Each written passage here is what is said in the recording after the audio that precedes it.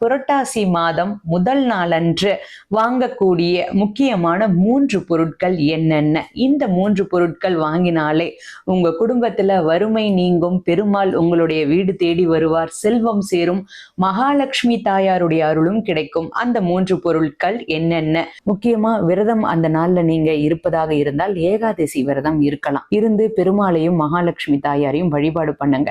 முதலில் நீங்க வாங்கக்கூடிய பொருள் கல்லுப்பு. கல்லுப்பு அப்படின்றது மகாலட்சுமியின் அம்சம் பொருந்திய ஒரு பொருள். அந்த பொருளை வாங்கிட்டு வந்து பூஜை அறையில வைத்து வழிபாடு பண்ணுங்க. அடுத்தது இரண்டாவதாக வாங்கக்கூடிய பொருள் பச்சை கற்பூரம். இதையும் அன்றைய தினம் வாங்கிட்டு வந்து பூஜை அறையில வைத்து வழிபாடு பண்ணுங்க.